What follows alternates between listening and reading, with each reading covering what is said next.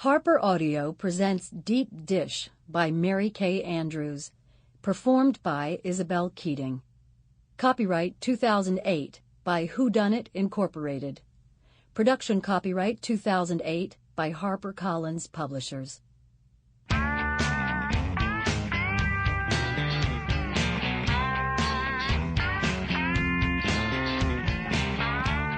One more week.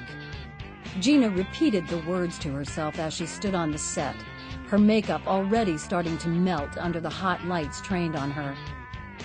5 more days. 2 shows a day. 10 shows. And the season would be over. She would have 2 weeks to rest.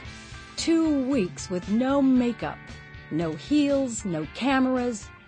She would let her jaw muscles relax, not smile for 14 days. No cooking either, she vowed, knowing immediately that was one promise she couldn't keep. Right now, she might be sick of explaining why you had to let a roast rest before carving it, sick of chopping, dicing, slicing, and sautéing. But that would pass, she told herself. Just 10 more shows. "Ready?" Jess asked from just off camera. Gina took a deep breath and smiled up at the camera trained on her. "Ready." Her brow wrinkled in intense concentration as she carefully whisked the Parmesan cheese into the bubbling pot of grits on the front burner of the cooktop. "Turn the pot toward the camera so we can see the label," Jess said quietly from the table where she usually sat beside Scott, watching through the monitor on the laptop. Where was Scott, Gina wondered.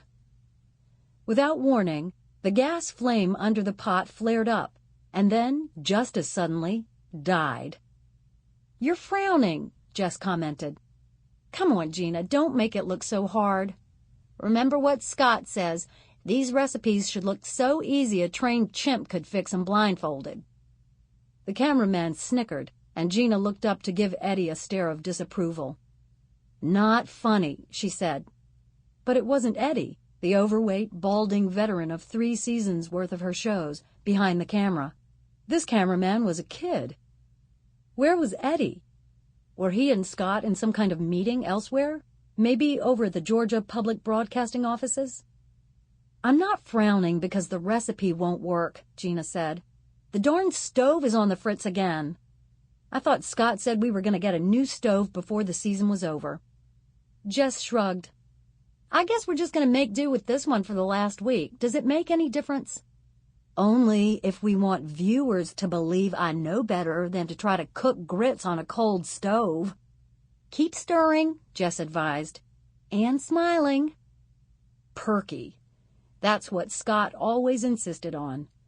And sexy. "Now add the cheese," Jess called, "and tell us why you need to keep stirring." Gina made a show of turning down the burner, even though in reality the burner was stone cold.